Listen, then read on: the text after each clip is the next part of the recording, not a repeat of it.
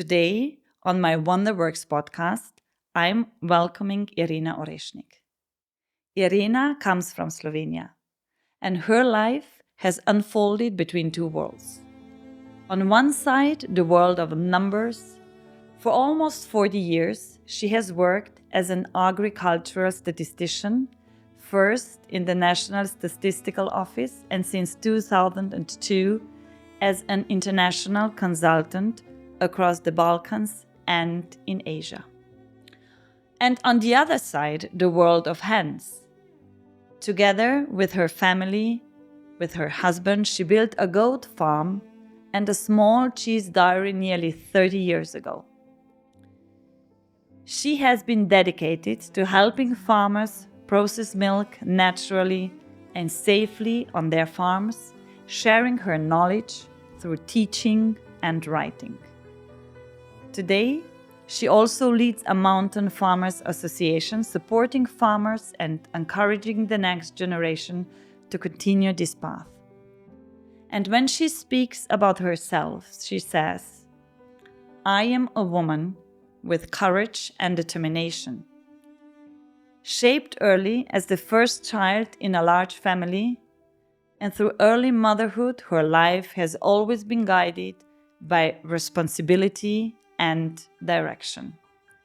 Please dive with me into the world of WonderWorks.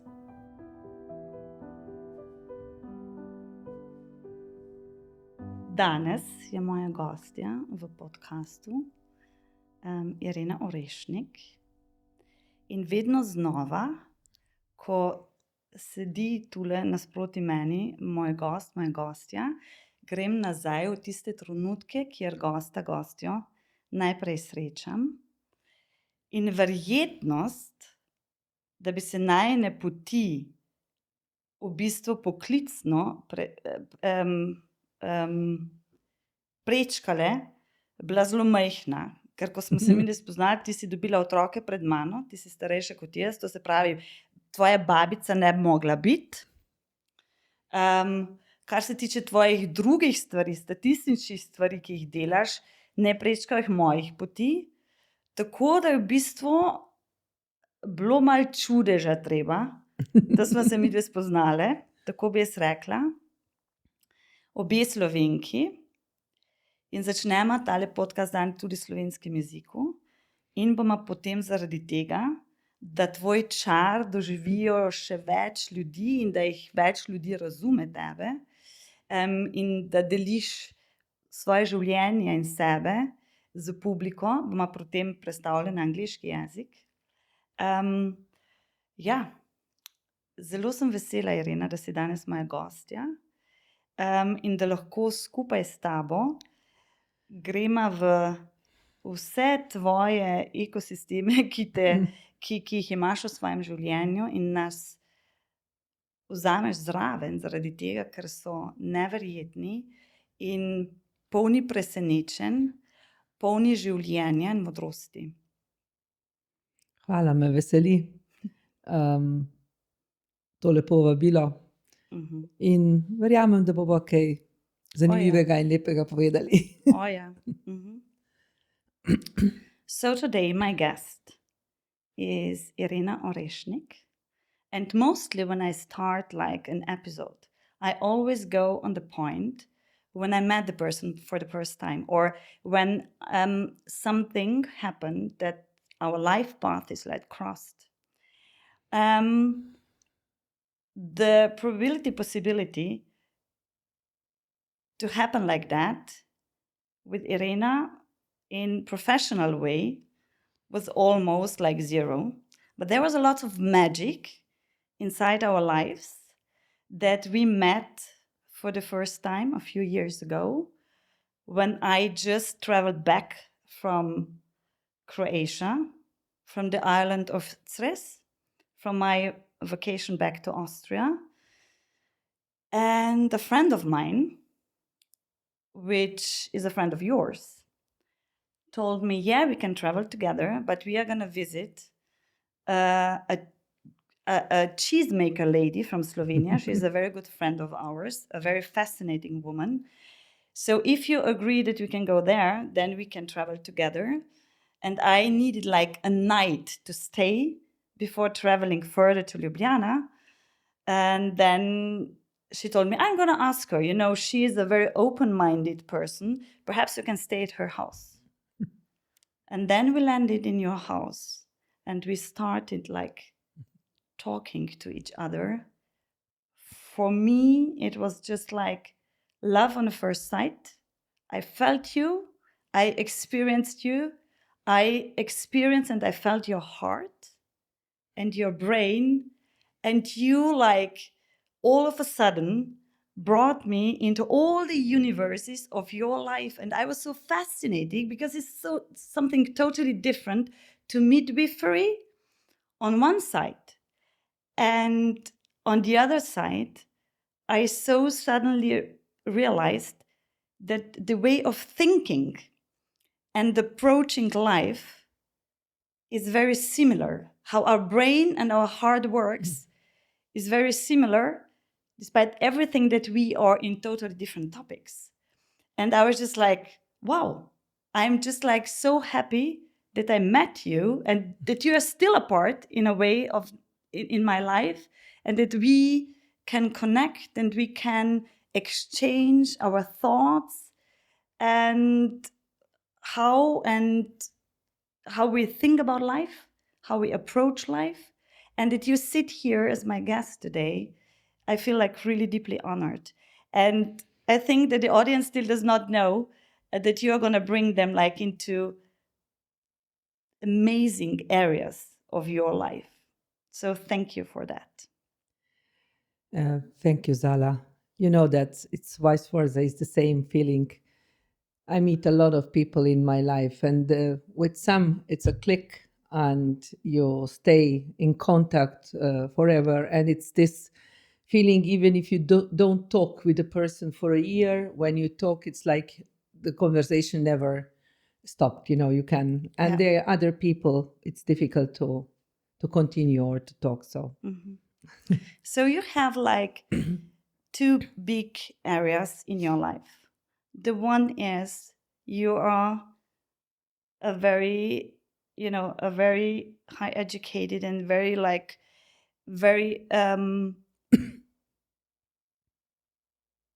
you made a lot of work in agriculture statistics all over the world. And there is another one which is very stable and grounded, being a farmer, a goat cheese farmer. These are like huge areas in your life. And on the other hand, you are a partner. You're a mother of 4 children. You have 2 daughters, 2 sons. You traveled a lot. You've seen so many different places, so many different realities of life. You're very open-minded, very sharp. But where do we start? You are born in Slovenia as the oldest child of, I just forgot. You're the oldest child of six. Yes. So your parents, they were not farmers. No. So you met your husband when you were like 18. You gave birth to your first child, Sarah, when you were 20. And here you are. And please guide us. What was like the origin? What was like, who was the girl Irena in the school before everything started in your life? I think I was a girl full of life. Already before I got married, I was doing a lot of things, organizing the young people in the village, being in a theater group, in the choirs, very active in the sport. I think if I would be in school nowadays, I would probably get a kind of I would be a kind Diagnosis. of diagnosis. Yes, that I have. HDST. Yes, but at that time they were just saying she's full of energy, naughty. Yes, it was difficult for me to see it in peace. I always had a lot of ideas, and actually I was also at that time already surrounded by similar girls in the village, so we were very inventive. We did a lot of things. Actually, when I was 17, 18, we already organized performance exhibitions in Slovenia. And I'm still now very grateful to my parents and to other parents of the village that they trusted us so much that they let us do that. And that was the way we experienced the things. We had to be responsible. Also, I think what was really important also later on and in the nowadays life, that we had a very strong cultural life in the village. We had a theater group, a choir, and as a very small children, we already started to play in the children theater. Yeah. And that was something what made us comfortable on the stage and made us, able to communicate with the public. Yeah. And that's in a nowadays life, also from what I'm doing now, it's one of the very important things. Yes, thank you for saying that. When you shared it, because it was me also like lived in Yugoslavia at that time. And despite any political issues, my ecosystem was school and the place where I lived. And it was possible to do everything. I did like school radio, I did theater, they let me do, I was very curious too. I wanted to create, I wanted to be part of everything, the choir, of the theater group, of everything. I wanted to, when I was doing the radio, and nobody said no. My parents, they were occupied with themselves. But just like the ecosystem around everything, I was able to experience everything. And it was just like such a huge possibility that I knew, okay, I can try out so many different roles and I'm supported by it. That's how I experienced it. And this made like a huge impact on me. When I came to Austria, I realized, okay, here's a totally different. So very strict. And I felt so free to experiment. It's just like the same what you just shared. Yes, I think these early experiences, they, they shape our life very much. Because I would say that also later on, my work in relation to the cheese making, in relation to the statistics, there is a lot of sharing, a lot of teaching. And it's very important to have this, capacity to explain difficult things in a simple way. And also to be able to communicate with the audience. You have to feel it. You have to feel if they are bored or they're getting nervous, if they don't agree with you. So it pushes you to adjust whatever you're doing all the time. And that's for me, this is a challenge. I always say that basically, if there is no challenge, I'm so bored that I withdraw. I need a challenge, otherwise I'm dead. Okay, but from this, like creating a lot in the village where you lived as a kid, then the next great step was like going to the university, to Ljubljana, isn't it? Studying agriculture. How did you find like this kind of studies? Because your parents, they were not farmers. What was the motivation to study agriculture? Maybe even now I don't understand exactly. Actually, I wanted to study mathematics. My mind is very mathematical. But somehow my father especially said, oh no, it will be not for you. And I think he was right. I didn't want to believe him, but I changed my mind in I think 3 months before the end of gymnasium. And I decided to go for agriculture. It's true that I was always very interested in nature also. Yes. I'm still. And actually, I never regret that I did that, because the agriculture is such a diversified thing. You have to know so many things, from the facts, from the nature, for physics, mathematics, chemistry. I mean, it's very, very broad thing. And actually, if I compare it with mathematics, I mean, of course, I never worked later in mathematics, so my view on this is for sure limited. But the way I see it, I think it would be not for me. It would be too limited. But this gave me so much opportunities, and opportunities in something what I really like. But you have had then, when you finish the studies, like in agriculture, you can focus on so many different things. And you, from the beginning, somehow focused on statistics. It was, let's say, fortune. Okay. Because the mentor of our class was a teacher of statistics. And actually, there was a moment that somebody working with her was asking her if she knows a student who would be interested to work in statistics. And actually, at that time, this was a very specific statistics because it was working with satellite data to, to define land use, where is a field, where is a wheat, where is this, with the support of satellite data. Now, this is kind of common, but at that time, this was kind of something very new.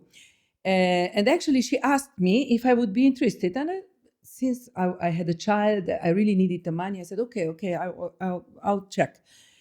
And somehow, with a very, in a strange way, I came to the interview where I had no clue how to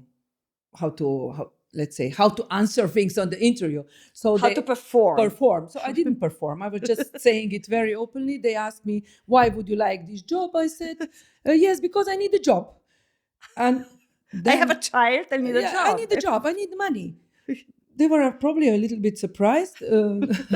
Nevertheless, then they said, okay, we'll tell you whatever. Nothing happened. I went to work in a kind of accountancy in a big Compass at that time, which was the biggest tourist company.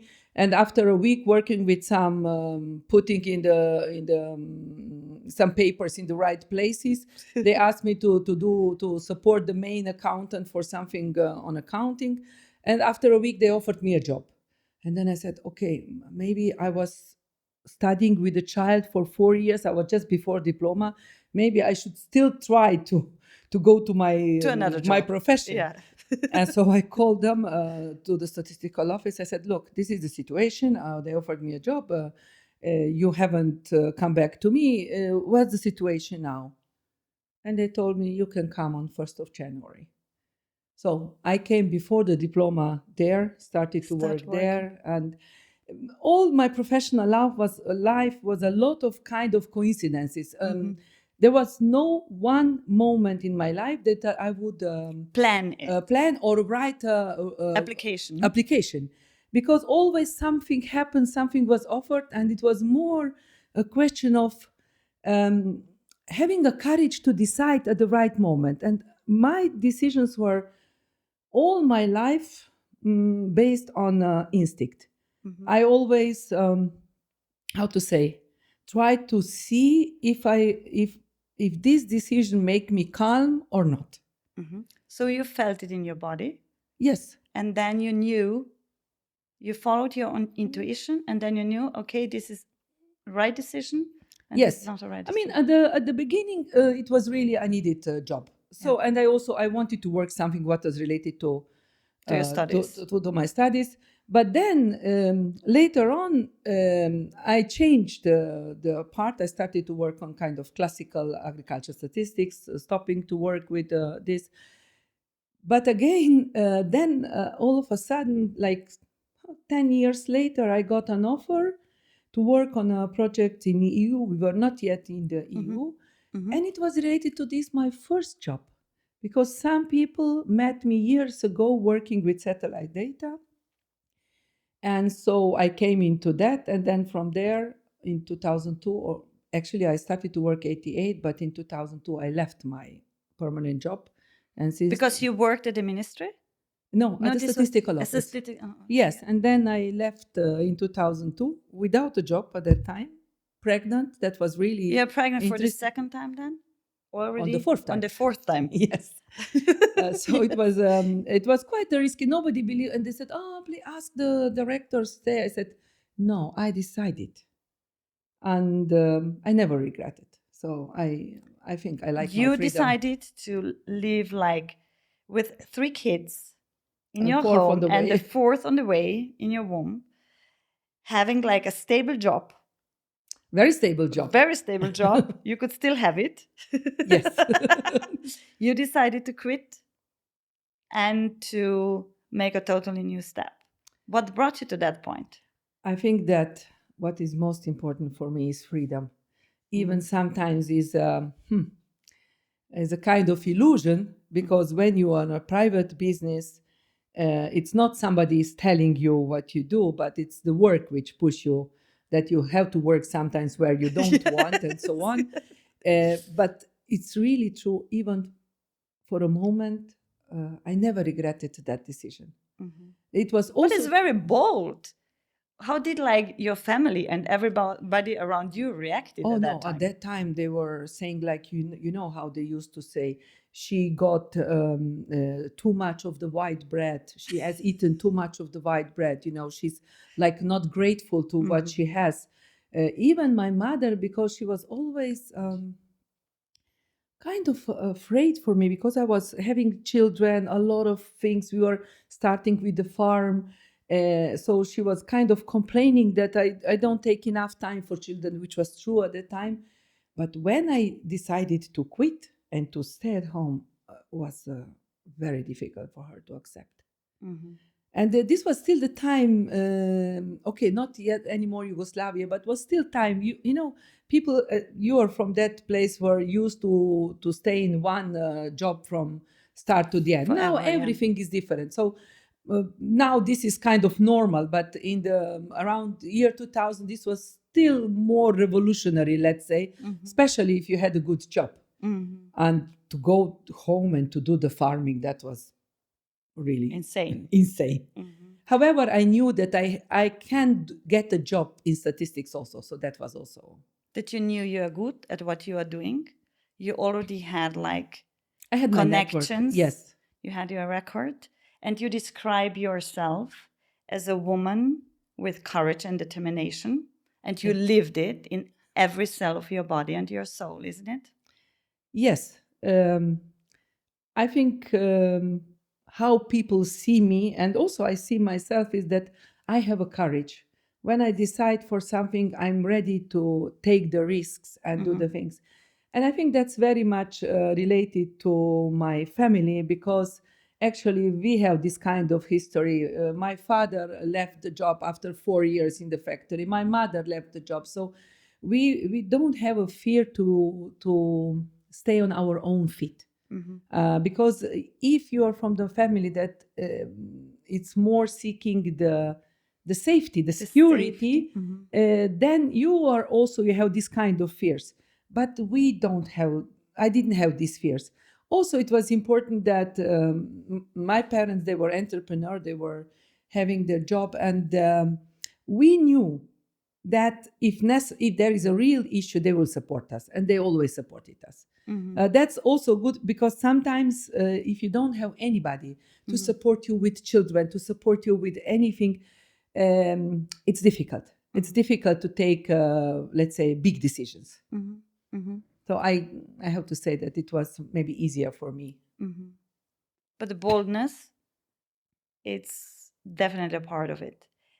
And then 4 kids, quit a job. What led you then to the idea to become a farmer? Goat, because this is not like an animal, which was like, there are not like thousands of goat farmers in Slovenia. This is just not something very rare and special.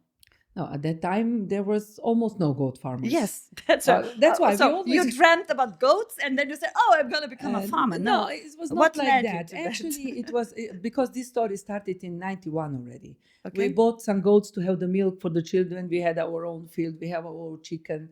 We were very autonomic in that. And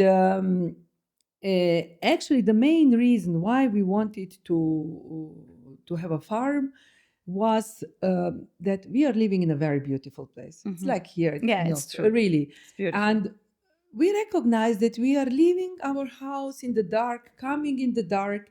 We have spent a lot of time on traveling to the town for work. So we wanted to change. We were searching for different possibilities. And then somehow I have also seen that my husband he likes to do the farming. And my grandfather, he had an empty stable. And there were quite some land around us, very steep, very difficult to cultivate. But nobody was interested to cultivate it. And we said, okay, we can have goats on this. And of course, at the beginning, we said, okay, we will sell the milk. Somebody was telling us that we can sell it to the hospital. I was very courageous. I was calling to the hospital. They told me, no, we are not selling any milk, buying any milk. But we had animals already. So we had to do something. Then I met on one conference somebody who was explaining about goat breeding and cheese making in Netherlands. Yes. I went to him. I said, okay, can you give us some contacts? And yes, he said, yes, he gave us contact. Then we went with 3 small children to Netherlands without the money, I have to say. It was really kind of, but we met amazing people there, which we are still in contact. And these people showed us everything. They helped us. They even helped us later to buy the cheesery. I mean, I think if you go around with a kind of positive thinking and openness, things are happening. And it was very difficult. 20 years we were struggling to build the farm. It's still, let's say that now is okay, more or less. After 30 years. Yes. But also this I never regret. Because it was so interesting way. So many things we discovered. Cheese itself, it's such an interesting thing because it comes from a very simple thing like milk. But when you add the knowledge and the bacteria from outside and everything, you can get, products, endless number of different products, and you can shape it. Yes, perhaps. I would just really love if you would guide us into this world of cheese making, and because I think so many people, they just see the end product. This is the cheese you can buy and to meet you on the farmer's place in Ljubljana every Saturday, or you buy it in the supermarket. But the way and the whole ecosystem behind it, and this display between the animal and the human being and the nature, which is behind that, I would really love if you would just give us a whole picture of it, the fascination about it. Okay, I was always fascinated about the food in general. Yeah. When we started to make the cheese, it was more, to make the cheese to survive, to be able to stay on the farm.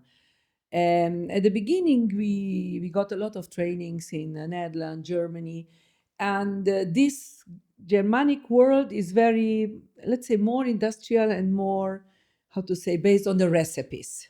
Recipes and the end product. Yes, but then we started to work with French people. This Mediterranean. This is very different. It's a different universe. It's a very different universe because there, even in the training, what is important is the logic. Why, if you do like that, you will get this. If you do like that, you will get this. And also what was really important, and for me, a discovery at that time, that what a different world are cheeses based on the raw milk. Not only from the perspective of the taste, but also from the perspective of the benefits for the health. Of course, there also is a part which, I think it's exaggerated, but nevertheless, it exists. There are also dangers because pasteurization, which is usually used in the industrial cheese, kill all the bacteria there. And unless you do something wrong, you probably would have a safe product. However, you can do a lot wrong or a lot more wrong when you pasteurize the milk. But when you do the cheese with the raw milk, then you really get, first of all, you get a cheese which is related to the place from where it comes. It's related to the flowers where they're around, because it takes everything what is around. But it also gives you much more work and thinking about what you do from the start, how your animals are fed, how your animals are treated, how your animals are kept, how they are milked, and so on. So this first part, which is, I wouldn't say ignored, but it's not so important when you have the industrial way of cheese making, has a completely different focus on it. But the end product, of course, is again something completely different. And at that time when we started, there was very few of the good goat cheese in the country. Goats were forbidden in Slovenia and whole Yugoslavia, because they were supposed to destroy the forest. Because they were forbidden, not only like having them as a farmer. Yes, they were forbidden to have them as farmer, because they were supposed to destroy the forest. And actually, this law or decree was never annullated. But when Slovenia got independence, they started differently. And it's a very niche thing. And so it was, what was also difficult at that time was to manage the animal health, because if you do with the raw milk, animal health is very important anyway. But if you do with the raw milk, because a lot of things can come directly from the udder, from the milk, you really you need to know what to do. And the fact that the goats were so rare, there was no knowledge, neither were the vets. So at that time, we started to work a lot with the Austrians. And with the Austrian vets, we still have a very good friend of us. She's helping us whenever is a problem. I would say it's a little bit better now, but all these, how to say, problems which we faced because we were kind of pioneers, brought us into completely different perspective of the cheese making. We started to organize the training of the farmers. We had to negotiate with the state on the conditions, because before it was mostly pasteurized milk. It was industry. It was 10 years of fight and hard working and negotiating, lobbying, to be now in the situation that we can make raw milk in Slovenia, as it is allowed in the EU, but this does not mean that it is allowed in all the countries of EU. So for me, this was a very important thing, and maybe one of the things which I'm really proud of in my life is this, because this is not only cheese, it's tradition, it's place from where it comes.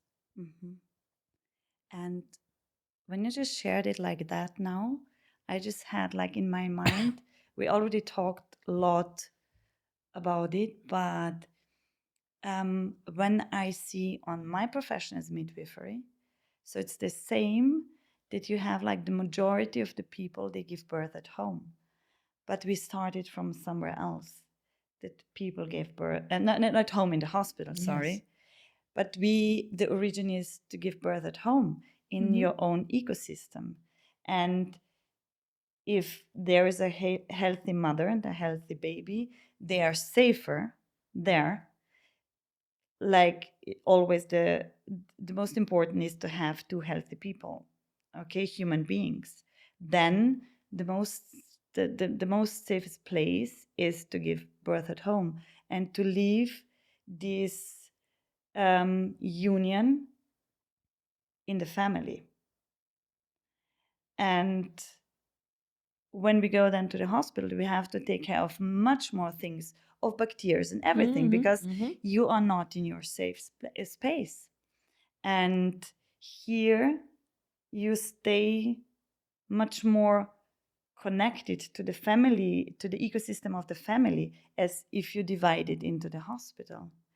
And the same also in our profession, we had, even if this was the original one, we had to fight a lot.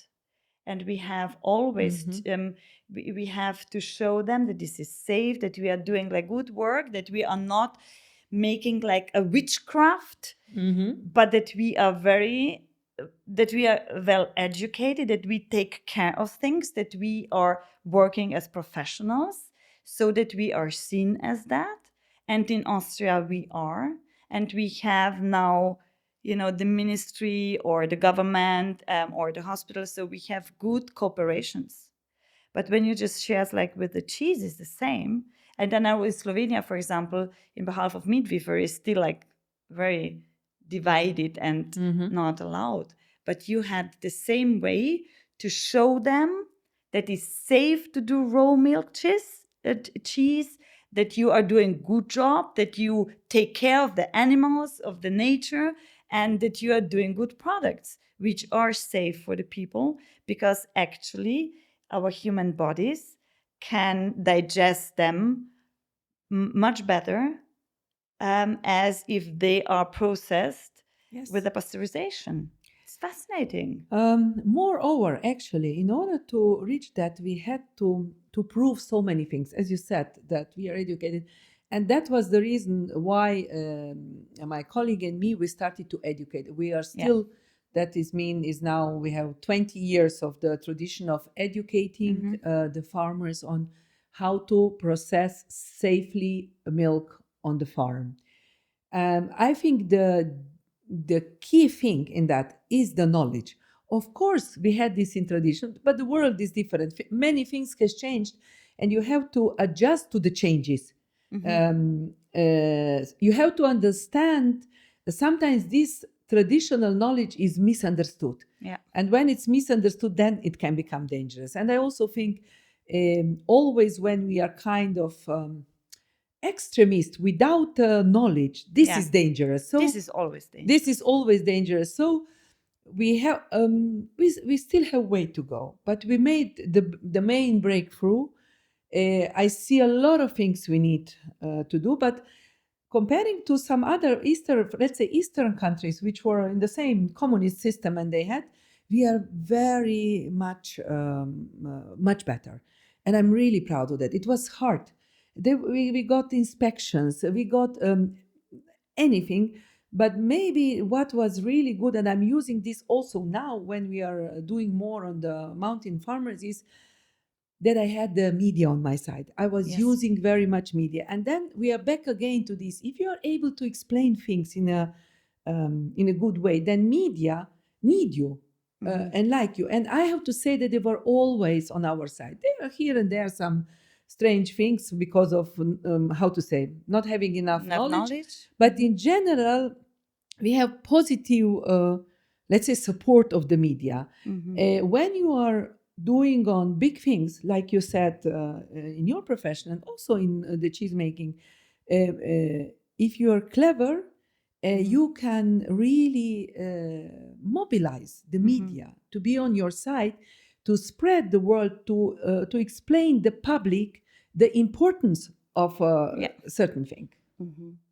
So for you, it was always clear that if you are making cheese, you are not only making cheese, because you care like this so deep sense of justice and responsibility in your heart, that you definitely want to put like more effort and more impact into this society of cheesemakers, and to make like clear, to show the world what you are doing, to educate farmers, to help them, and to build like a standing of this community in the society.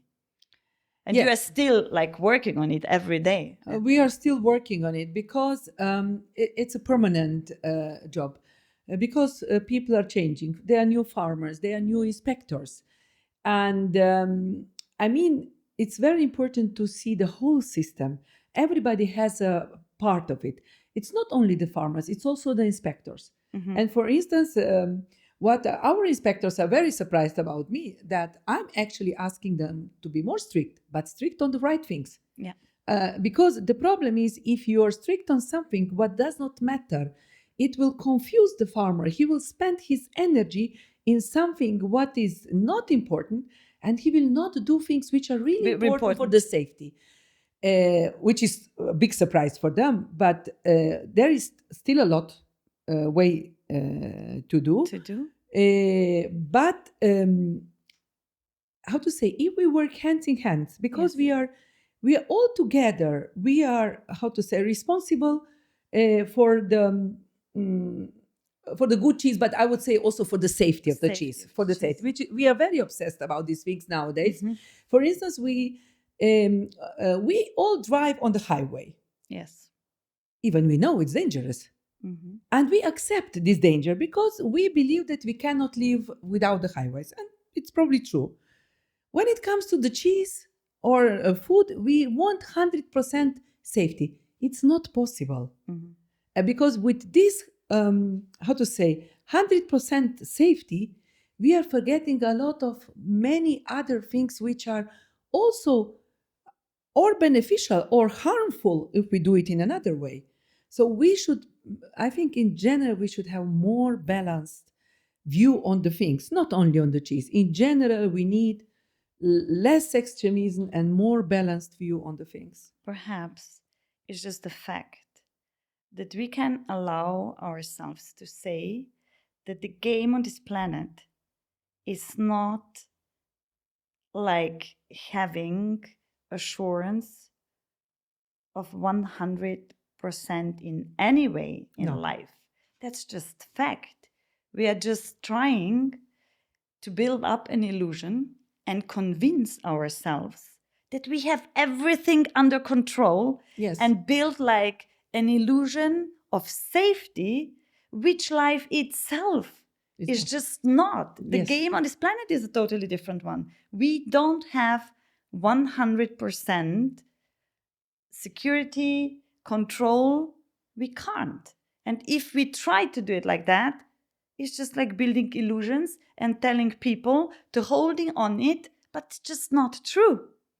Because the ecosystem on this planet is built to not be 100% safe.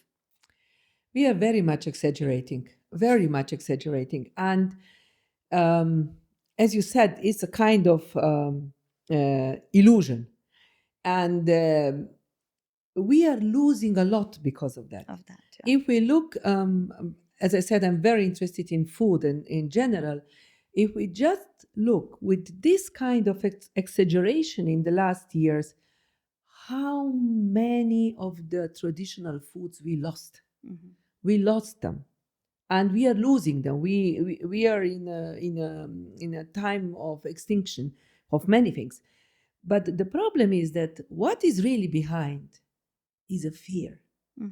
Fear, and not only a fear, it's when people are having a fear of something, they try to protect themselves for any price. So it's there are also objective things, but there are not so many objective things as there is a fear and the actions based on the fear. And this the is fear of losing control. Losing control, and the fear usually comes from not having enough knowledge. Once you have a knowledge, the fear disappears. If you do something what you don't know very well, you have a fear, and then in order to protect yourself from this, you tend to exaggerate and do something what is not necessary. Thank you for that. Because I always go back to midwifery because it's just like where I come from and what I studied my life 24/7. When I was at the university for midwifery science, and I knew from the beginning that I would love to work like outside the hospital in the free area, because I already had like 2 kids and I gave birth at home. I can't tell you why, because I was not socialized like that, because in Yugoslavia I didn't even know what midwife is, and I didn't know that the home birth is possible. It was just like written in my genetics. I think it was just like it was. I think it was important to make my way in my life. But when I was studying, people told us, if you want to work outside the hospital, this is so dangerous. You're already with one foot in the prison, because everything can always happen when you guide a birth. And I was just okay, so I'm doing something which is not permitted, or which is so dangerous, or which is so like almost a crime. And I knew that this is my path. And then I started realizing exactly what you said. When people don't understand and think that birth is highly dangerous always, and if they don't sort out the problems, they just didn't understand it.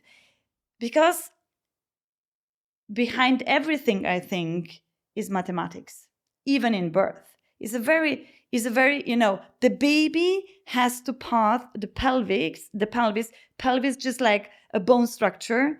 And the kid is like, it's just like tissues and bones and structure. And there is a head of the baby, there's a structure of the pelvis, and the baby has to pass like the best possible way. It has to cut like the most logical way through the pelvis, which is physics and mathematics. And I can have like a very good pull position, or I can already start with a bad one. So if I understand the structure of the mother, the structure of the baby, and how they act with each other, I can prevent so many problems. But I have to understand it. And I needed like a few years to realize it, what is really going on. It was not written in the books. It was not brought, this knowledge was not brought to me at the university. So I have to study it. I have to study it. I was curious, and I studied and I studied, and I was observing it while I was guiding it and holding space for a woman and a child. And then I realized, okay, I understand that they say something like that because they're afraid of it, because they didn't really understand it. But once you understand, it does not matter. It does not mean that you are, fearless and that you don't care. You understand it, but you understand the mathematics, the physics, and the nature behind it. And once you do it, you have much more freedom. You have much more freedom to act in this field. Actually, you get rid of unnecessary fears. Yes. I think the fear was given to us for a purpose, for a reason. Yeah. And I distinguish the fears which are real, and the fears which are not necessary. Yeah. And a lot of people, a lot of problems comes from unnecessary fears. Yes. Unnecessary fears. Sometimes because of not enough knowledge, and sometimes also because somebody told you that this is like that, so you keep going with these fears. But as you explained, it's very similar thing with the cheese, That's why I think it's very important, the knowledge. Yeah. The knowledge of the one who does the cheese and the knowledge of the one who controls this. Because we are all in the system, also to protect the consumers and so on. So it has to play together and not to give the wrong information to each other. How many farmers do you have in this association in Slovenia? In the association, we are about 150 farmers, but in total, we are now about 350, which is a lot. In Slovenia? Yes. That's because amazing. At the beginning, it was not. For 10 years, we could not move on. We were like a little bit less than 40 farmers, which we made the association in 98, long time ago. And it didn't, for many years, we could not move on because it was, we couldn't make the breakthrough. Once we made the breakthrough, things started to develop. I would say that now we are in a kind of situation that we need to have an eye on the things again, because when you have a much bigger number, you have all kind of farmers also, but still is the small community, which means if somebody is doing something wrong, it affects everybody. Everybody, yeah. That's why I always said in the association, I was always, advocating for supporting each other, for helping each other, for improving each other, not to be a concurrence, because we are a community Mm-hmm. which affect each other. It has Yes. impact on each other.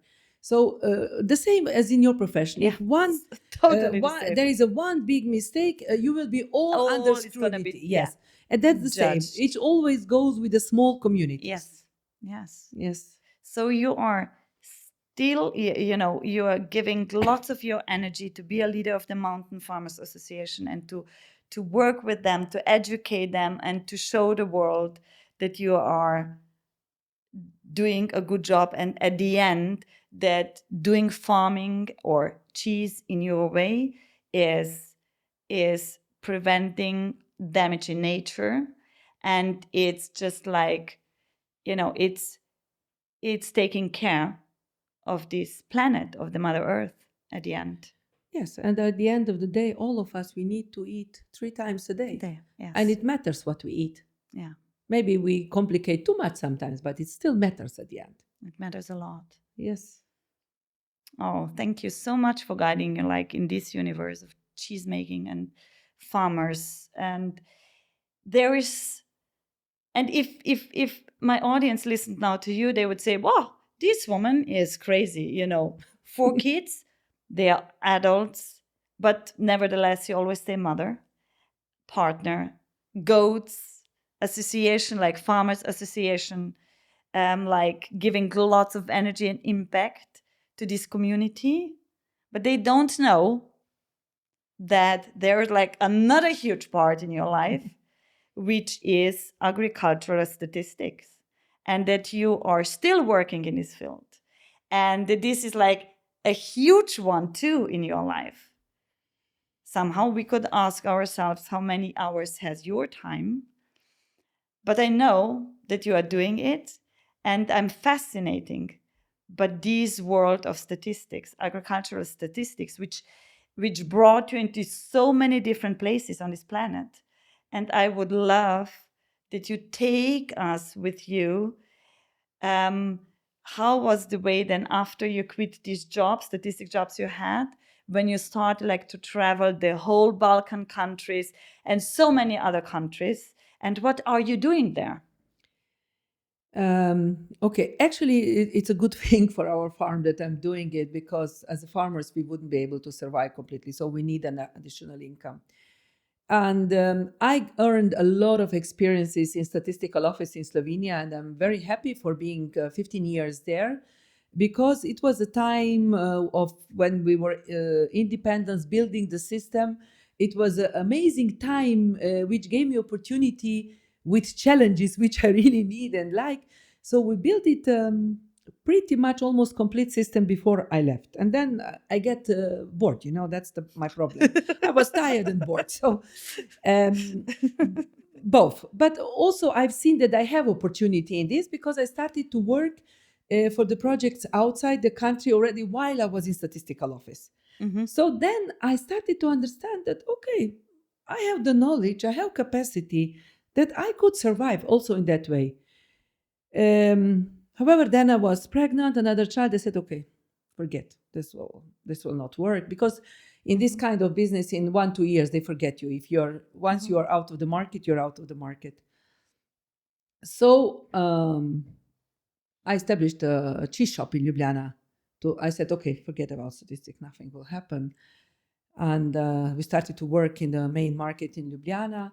But then I think in 2005, I got an offer to go to Palestine, to Ramallah.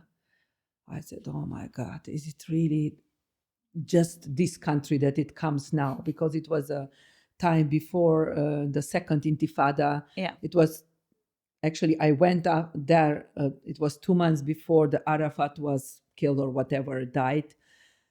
So, but as a statistician, I calculate. I said, okay, there are a lot of things. Probability it is, but it's probably not so big. So I decided to take this job. How old were your children at that time? Yeah, but Lawrence was 1.5 years, 2 years. So it was Crazy, really difficult. But okay, it was a week only. Okay. And I said, okay, better to, because somehow I understood that this is the way back to what I planned. Yeah. And in fact, I was right. important to take this risk at that time. And since then, I always had a job. I mean, what I'm actually doing is I'm working for different companies, sometimes directly for the government, for statistical offices.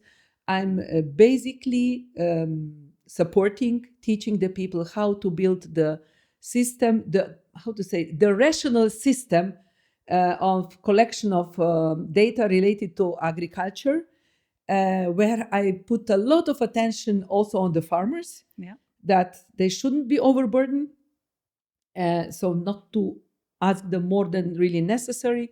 At the same time, I think I understand that having the data are the power. So it's really important to have the data, and it's very important to have the good data. In this work, what I really like, I meet so many different people, so many different professions. So we have to say you are not in the office, you are in the field. I'm you are in everywhere. the country, you're all over the place, you have to go in contact with the government, with the companies, with the people. I'm still mostly in the offices working with these people, but I go to the field. Sometimes I need to discuss sometimes with the ministry, because you have three sides. You have the, let's say, the Heart Statistical Office, who is carrying out this process, but there are farmers from whom you want the data, or sometimes the agriculture industry. And on the other side, they are the users. And usually the main user is the Ministry of Agriculture, but there are other users also. So when you build a system, you have to take care of all of them. And this is, I have to say, it's a challenge, because you're working. I was always interested in making a system, in a working system, which should be rational and fair, manageable, because usually I work many times in small countries where the problem is that you don't have unlimited money to have staff. And usually the bureaucratic things are almost the same for small countries than for the big one. So you really have to think over how to do the things to be, how to say, on one side to cover the needs, on the other side to be harmonized with international standards, but also to consider the capacity, the real life, the realistic situation. You cannot build the same system in a country with a lot of staff than with a country where usually they're working 3-4 people, and they have to fulfill all the needs. I mean, you can only burn them out. That's all what you can do. So for me, this is a real challenge and also a joy, because you meet these people who are many times not working in good conditions with bad salaries, but still you find so much knowledge, enthusiasm. Of course, you meet also other kind of people, but it's also a challenge. It's a challenge how to include the people, how to be inclusive, because usually the groups are from young people, from middle people, old people, and you need to understand the value of all these people in the group. For instance, I was working for a long time in Kosovo.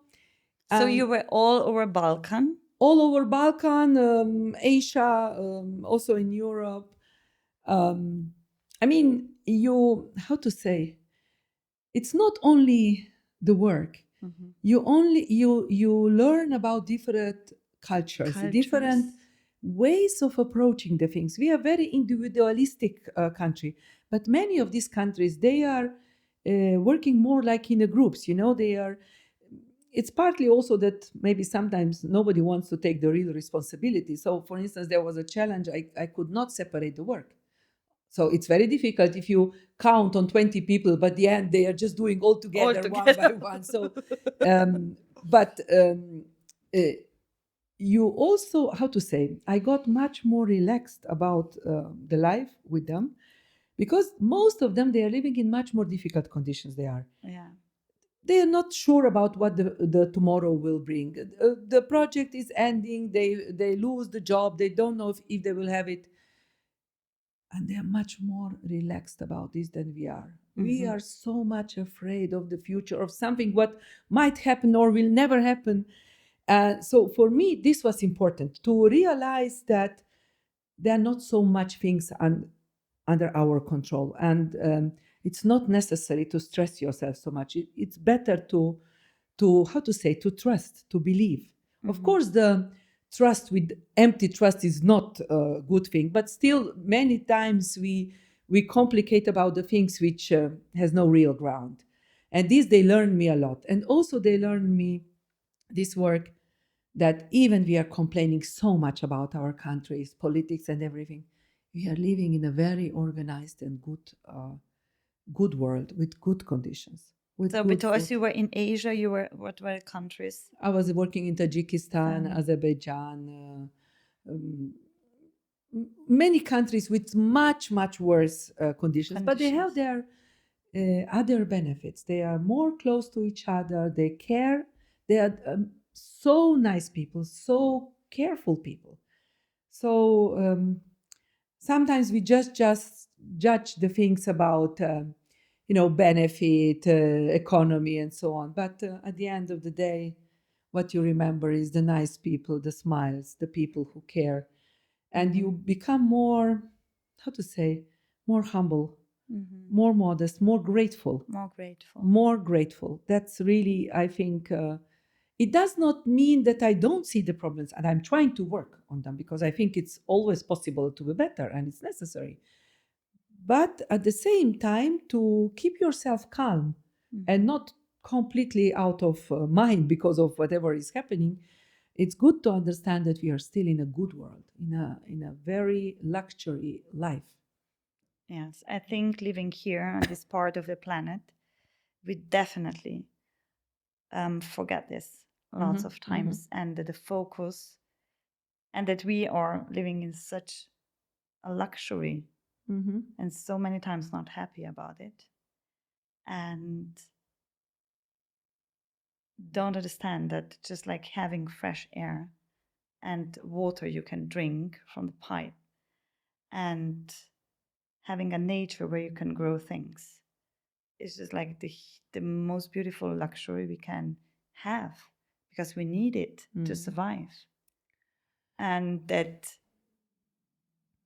having things or even more money is not making us more happy.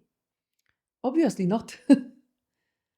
Definitely not. Yes. So and the people around the world you worked with, so you also seen like different realities of women on this planet. Yes. And you are a very strong one, a very ambitious one, a very open-hearted one.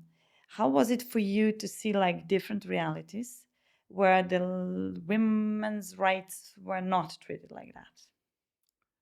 First of all, in many countries, as a woman, already I experienced quite a strange situations.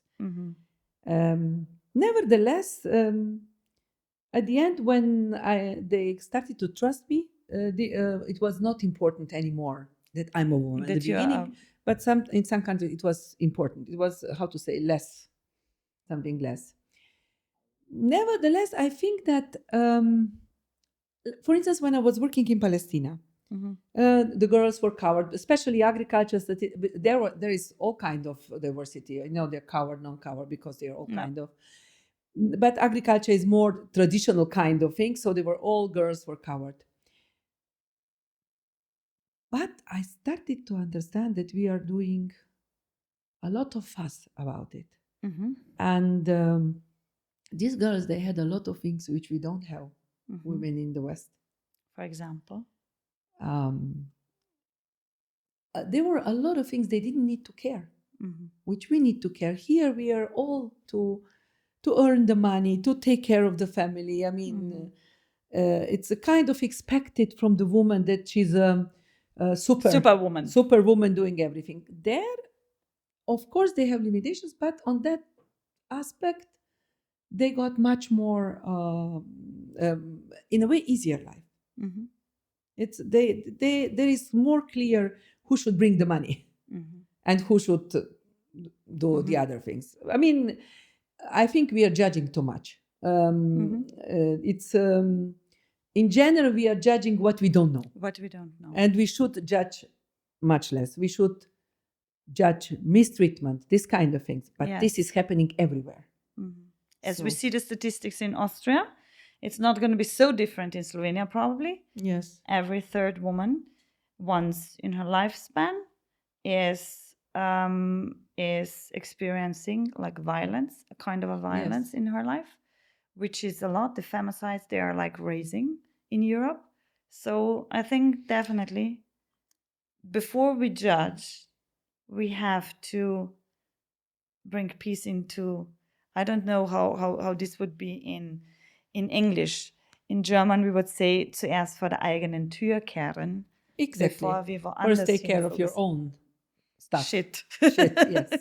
Yes, and we assume too much, we judge too much, we are also having too much fears and reactions based on the fears, and it's all of us, we have a lot to do. And I think I always feel blessed that I could see the world.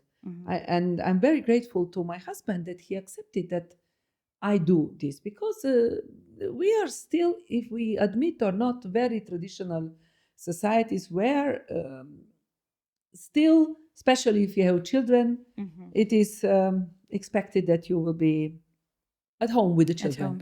So I'm very grateful to my husband for giving me this freedom. To, of course, I was earning the money, but still I feel this as a freedom. Yeah. To see the world, to have a different perspective. Yes, to be more humble, to be less judgeable. And that all makes you more peace and easier to accept the reality, whatever it is. And when I then like summarize everything together, having these two really huge parts in a job, 4 kids, traveling a lot, how many times you caught yourself like in perhaps judging yourself because not being on this place, because you were just here and not there, because there somebody needed support and you were in the other place, and to figure out like everything. Of course, we can do everything. We can educate ourselves. We can do our careers. We can have kids. We can manage. We can challenge ourselves. But so now, were there times when you sat somewhere in the room and you just thought, what the fuck am I doing here? Now the world would need me on the other side of the planet. Many times. It was, but how to say, the life is not just easy things. There are situations you simply need to earn the money for your kids, for the things. There's also that,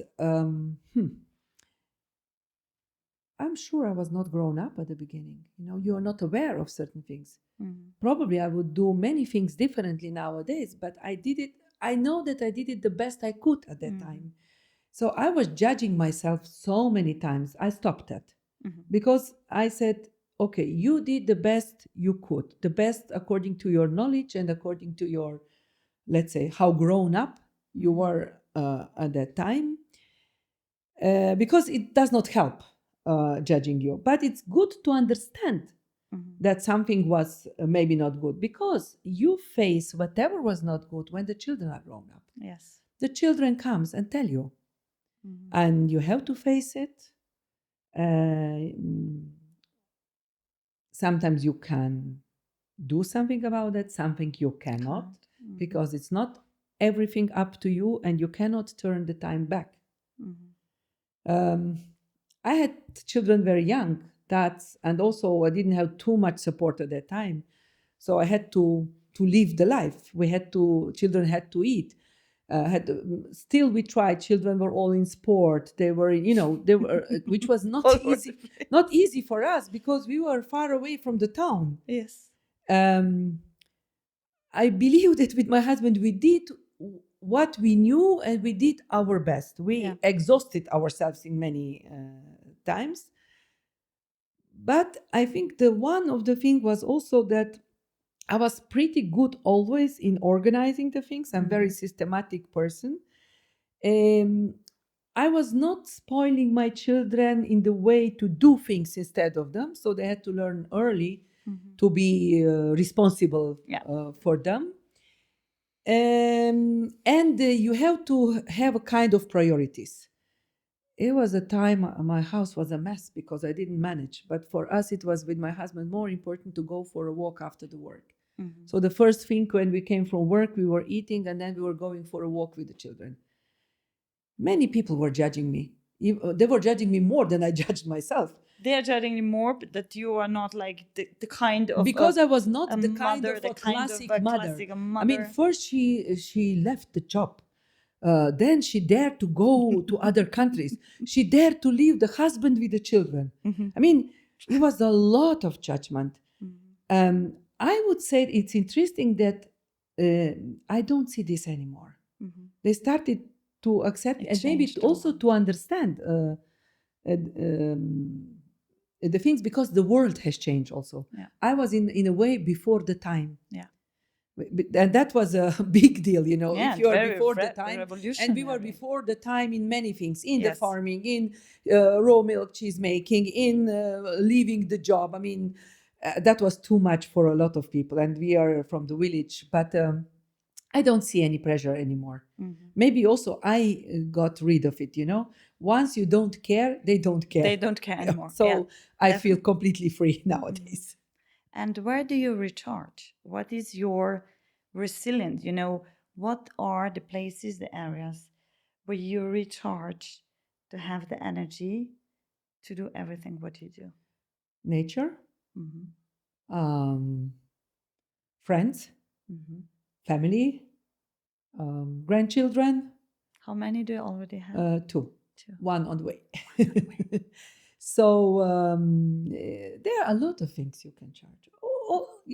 I mean, also you can just go for a nice dinner with the friends, or organize something nice for the friends or for the family.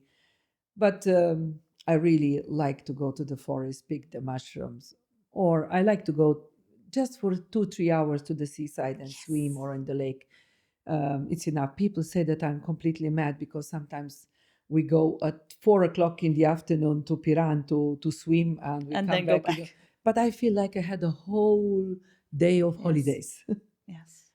You have to appreciate what you have, and you have to, how to say, Take the chance and take just a do chance when you cannot take a chance when is no chance. Yeah. You need to take a chance where there is a no. chance. If I don't have a chance to go out or to go for mushrooms, I don't go.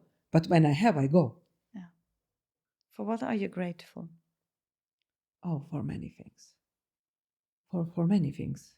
First, for the life, for all my children, for my family, broader family, which we are very close to each other, which we find a way to live with each other, even we are different. I'm grateful to be in the country which is still now very safe, living in the place which is beautiful. I see from my house half of Slovenia. It's such a luxury, which not many people. I worked for that, but still, I'm grateful for that. For I don't know. There's so many things to be grateful. I cannot count them. So beautiful. And if I would be like the genie from the bottle and ask you, what are your 3 wishes you have in your life? What would you answer me? To stay healthy, to live healthy long enough to follow my grandchildren, to see their paths, and to my children, for my children to have partners where they can find love and respect. I don't know. I think once you are my age, you just want basic things: health, peace, no war in this world. To how to say, to get this world back into the balance, because I see it as quite unbalanced at this moment. And then everything will be. If we are healthy, if we can walk, if we can talk, if we have our clean brain, everything is fine. We can do a lot of things. So then I wish you from the bottom of my heart that your wishes come true. And I thank you from the bottom of my heart of being my guest today and shared everything what you shared with me and my audience. Draga Irena, najlepša hvala, da si prišla, da si bila moja gostja, za vse, Draga kar si Zala, delila.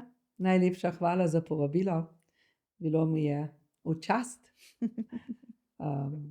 Res sem bila vesela, ker lepo je klepetati z nekom, s komer se čutiš. Imaš na različnih področjih podobne izkušnje, paralele, tako da se lahko razumemo, čeprav ne živimo v čisto istih svetovih. Ja. Hvala. Najlepša hvala.